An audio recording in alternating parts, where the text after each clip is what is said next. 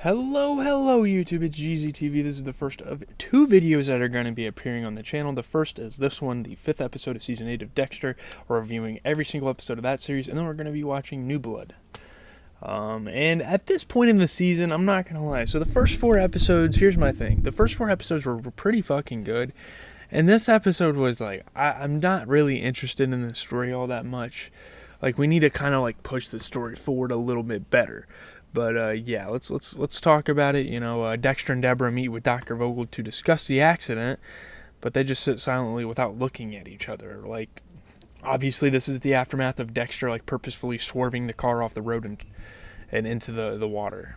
It was an accident, yeah. No, Dexter, no, Deborah, you fucking killed him on purpose, or tried to. Not Dexter's not dying to Deborah. Come on.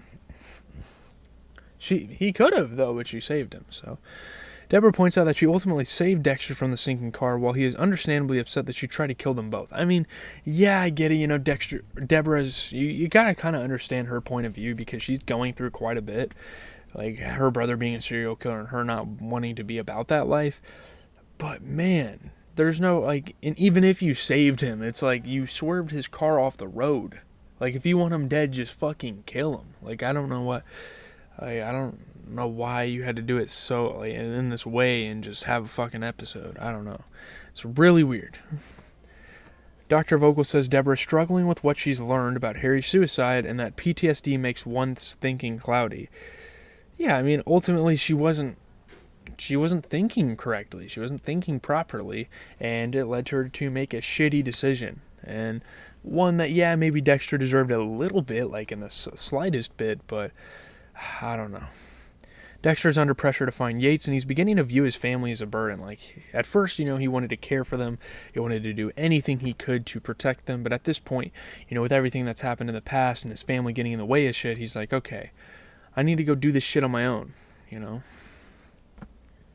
As Jamie packs a lunch for Harrison, she asks Dexter if he has plans later because she wants to have Cassie over for dinner.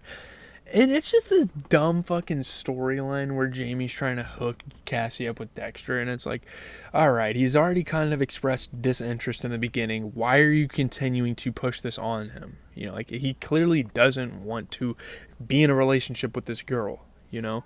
Hell, he just got off a relationship 6 or 7 episodes ago. So, like, why do you keep pushing this on him?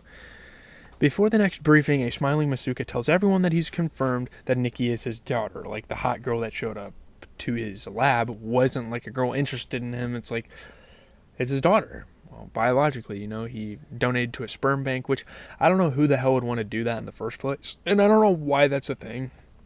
Like, if you want to have a kid, go out and have the kid your fucking self. Like, I don't know. It's weird. So, in Angel's absence, Quinn heads the briefing. I can't remember. What the hell happened to Angel? I can't remember what the hell happened to him. I guess he retired.